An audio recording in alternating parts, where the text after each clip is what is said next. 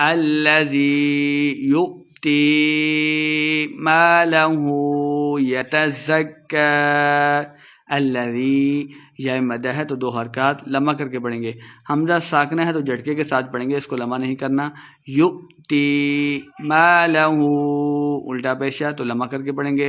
یتزکی وما لأحد عنده من نعمة تجزى، وما الف مد ہے تو 2 حرکات لمع کر کے پڑھیں گے. لأحد یہاں پہ اظہار کا قاعدہ ہے، غنہ نہیں کرنا.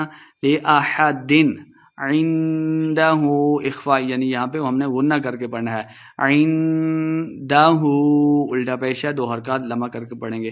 من نعمت نون مشددہ غنہ کرنا ہے. من نعمت تا تنوین کے بعد حروف اخفاء سے تا آگے تو یہاں پہ بھی ہم نے اخفاء یعنی غنہ کر کے پڑھنا ہے. نعمت تجزا، اس کی فرمات بھی ہے، کھڑی زبر بھی ہے تو لمع کر کے پڑھیں گے. من نعمت تجزا الا ابتغاء وجه ربه الاعلى.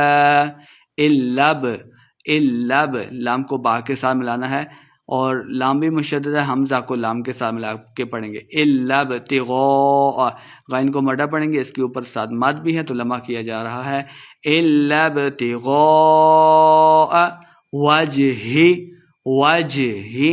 ربہ، رب کو با کے ساتھ ملا کے پڑھنا ہے، با مشدد ہے.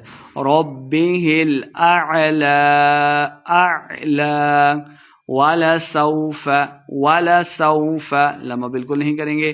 ولسوف یرضی، دعات کو موٹا پڑھیں گے، اس کے اوپر کھڑی زبر ہے تو 2 حرکات لمع کر کے پڑھیں گے.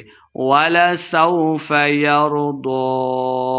صدق اللہ العظیم.